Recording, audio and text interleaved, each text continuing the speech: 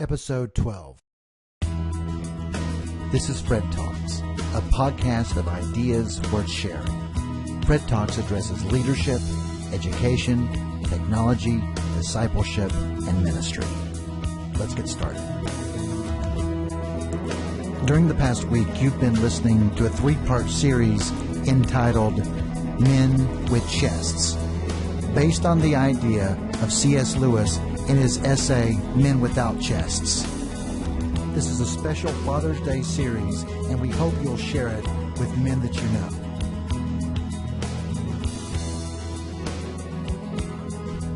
We pick up where we left off with the podcast already in session. So, what do we know? We know that Satan has tempted and deceived through the intellectual elite and through liberal education. He has deceived people into creating a post-Christian world. He caused that by helping people believe and distrust the Bible. He caused that by causing people to think that Jesus is no longer the only way to God. And that has led people to embrace inclusivism, the idea that it doesn't really matter what you believe, because all ways really work. And as a result, they believe then that religion and God are irrelevant. Now, that was part one of the satanic plan. What was the second step? Well, after he caused people to reject absolute truth, he then said, okay, now we're going to get this post-Christian society in place. Now we have to weaken men's personal convictions through having them embrace relativism. So, well, what's relativism? Well, let me first say that what relativism is important, but how he did it is even more insidious. Satan basically did this. He took the liberal education system of Europe. Now, as an educator, here's what you need to know. An educational system's greatest strength is also the educational system's greatest weakness. An educational system, because of the way it's designed, because everyone has compulsory education, everyone's got to go to school. And year after year after year, and generation after generation after generation, children are taught what the people in control want them to know. So school children are taught certain things, and then collegians are taught certain things. And then graduate students are taught certain things. And before you know it, people start believing things whether or not they might actually be true. Well, author C.S. Lewis, who you may have read in World War II, saw this happening. And in 1943, he wrote this amazing book called The Abolition of Man. And at first glance, if you look at The Abolition of Man, you're like, wait a minute, this is a book about the British educational system. That's not very exciting. Oh, but it was much, much more than that. What he did in this book was he did this. He said that liberal educators, people from the academic left, people wanting to unseat God and get rid of God and culture, have begun brainwashing and desensitizing children. And he did that by, watch this, by using books that appeared to be teaching grammar and language, but that in fact were teaching an insidious idea of propaganda that was meant to undermine the children's ethics and morality. In other words, they were using these books apparently to teach grammar, but in fact they were actually trying to destroy their sense of conviction. And you say, well, what is relativism? Relativism is this, and he wanted them to embrace this. Relativism is, since moral absolutes don't exist, since there's not moral truth that applies to everyone, that means that all moral judgments, all truth, all convictions, all personal choices, and all of your lifestyle choices are up to you. You decide what's true. That's called subjectivism or relativism. What does that mean? Watch this. Here's the street level version. Relativism means I'm okay, you're okay. Relativism means that if you mind your business, I'll mind mine. Relativism means that everything's okay as long as we're consenting adults. Everything's okay as long as nobody gets hurt. Relativism means that I won't tell if you don't tell. And in a relativistic society, one that is bought into this idea, morality is left up to the individual. Guess what? And you have to deal with it. Because if you don't like it, guess what? That's your problem. If you don't like it, don't watch it. If you don't like it, turn it off. Because we can do anything that we want to do. And what does anyone have to say about it? And in a relativistic society, friends, what's expected is that you are expected to say nothing and do nothing. Listen, you are expected not only to tolerate anything and everything, you are expected to celebrate those things. And no matter how outrageous the belief, no matter how outlandish the lifestyle, no matter how crazy the choice, no matter how unthinkable the belief may be, regardless of how cruel or inhumane or unthinkable or unconscionable it may be, you are expected to sit there like a nice little boy and make nice and be quiet. And that is what exactly a post-Christian society does. It undermines an entire generation's sense of conviction. And that was done so that children would then grow up without a sense of conscience, and then they would grow up and they would teach their children the same thing, and then we would have just what Satan wanted, a Christian society that was post-Christian, that no longer honored God, no longer honored His Word, and no longer wanted to follow Christ. Well, you may say, well, what does a post-Christian society look like? Let me tell you what it looks like. A post-Christian nation looks like a nation with a weak penal code. It looks like a nation that has passive lawmakers. A post-Christian nation looks like a nation of activist judges. A post-Christian nation looks like a society that has enormous heterosexual problems. It has problems with things like open relationships and rampant immorality and broken homes.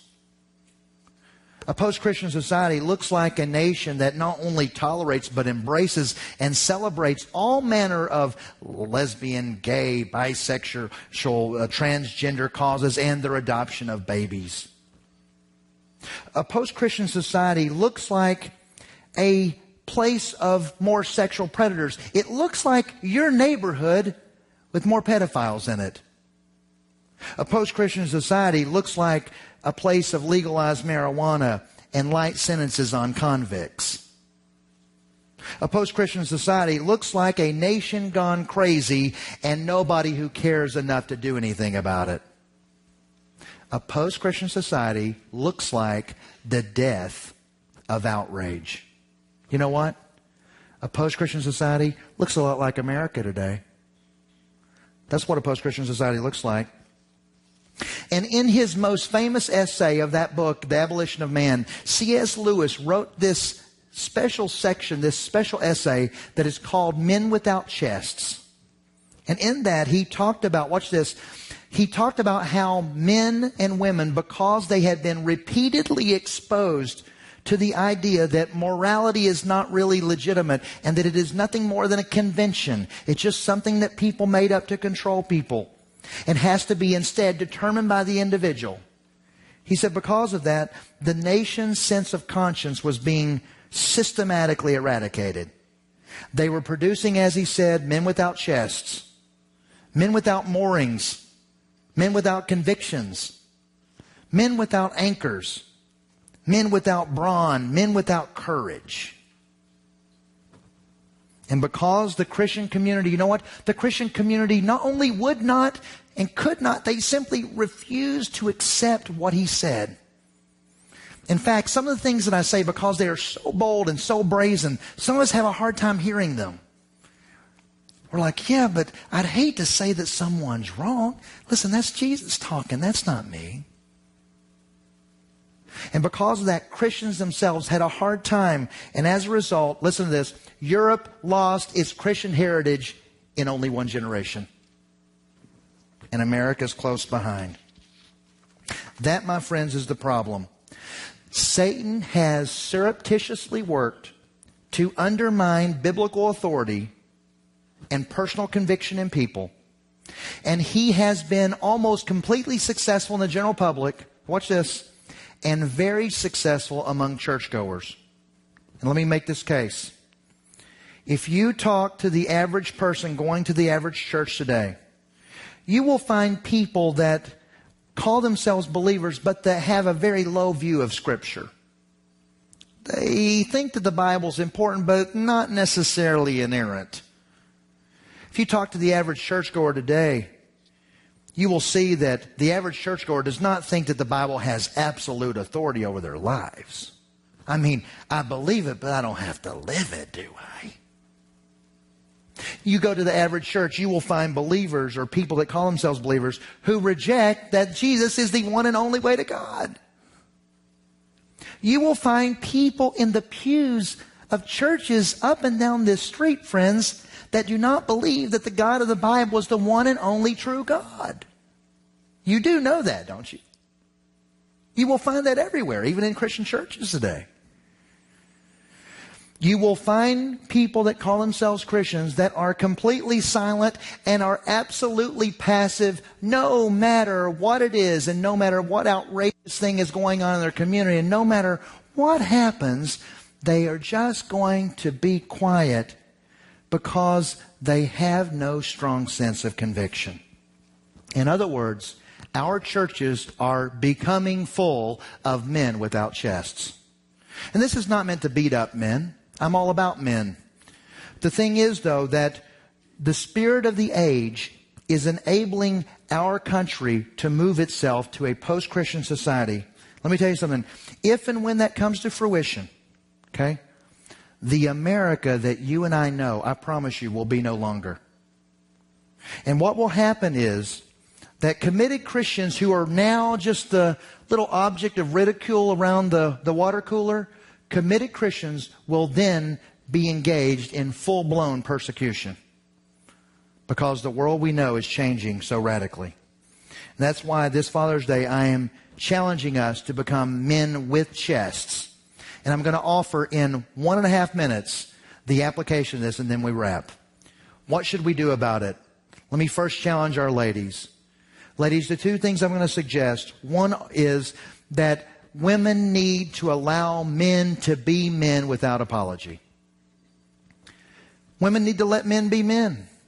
Yeah, you don't like that old t-shirt he's got? Let him keep it. It's okay. It's going to be all right.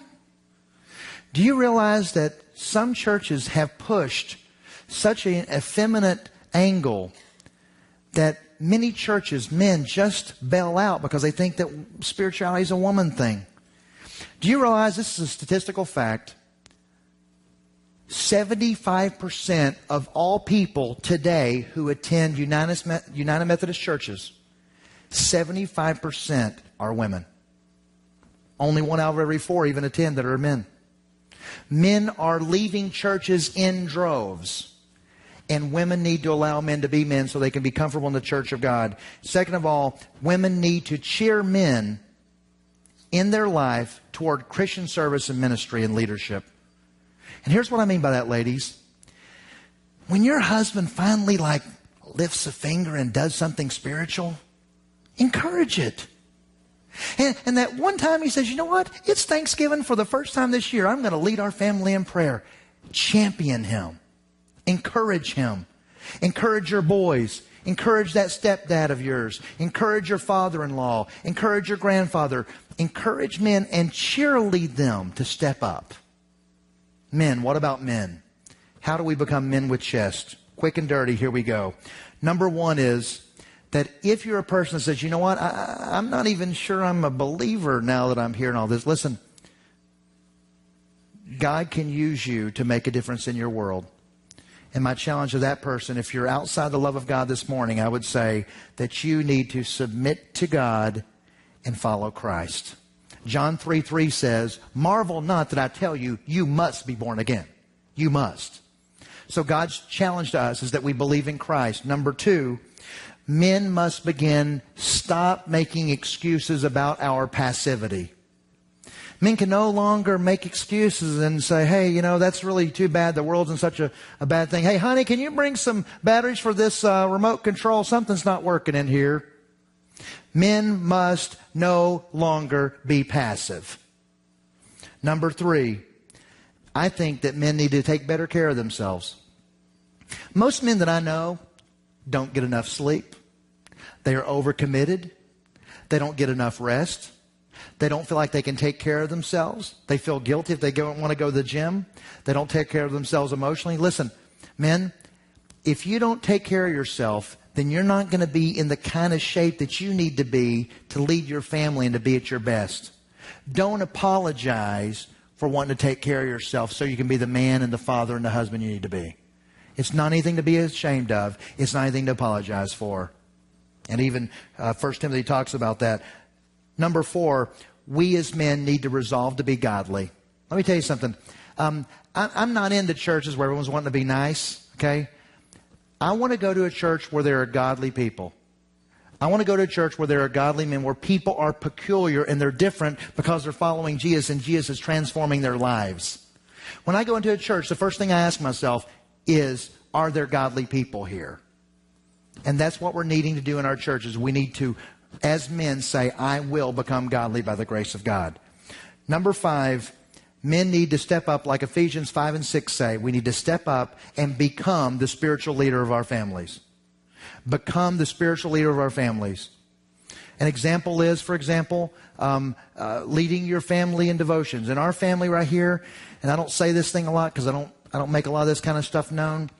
We are so serious about shepherding our children that since our boys have been of an age where they could understand what we're talking about, since about age 2 or something, every day of their lives, me or my wife or both of us, depending on circumstances, every day of our lives we've had a family altar where we spend time with them, praying over them and shepherding them in that way. Every day of their lives, no exceptions. Every week I spend man time with my boys because I'm trying to bring and raise men that are men that have chests. Does that make sense? I am that serious about raising my boys. Who else is going to do it? I didn't have that growing up. And if I'm going to turn this thing around, I've got to turn around in my generation for my family because I didn't have a spiritual heritage. So men must become the spiritual leader of their family. And number 6, and finally, after men dominate and begin to exercise some kind of leadership, spirit-led leadership in their homes, and after they lead in God's church, then we need to say, you know what? I want to advance God's kingdom also in my community. I want to advance God's kingdom for good in my career. And so the thing is, step up and take charge and make an advance of God's kingdom and glory in your life through asking God to make an impact through you in that way. That's what I think it's going to involve for us to help men become men with chest. Let me ask you please to stand as we have Pastor Kenny come lead us in prayer.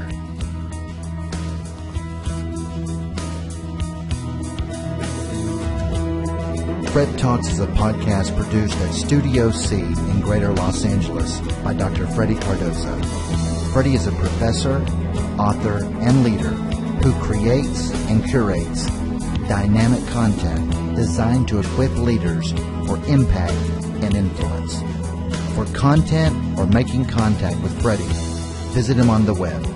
His website on leadership, education, and technology can be found at freddycardoza.com.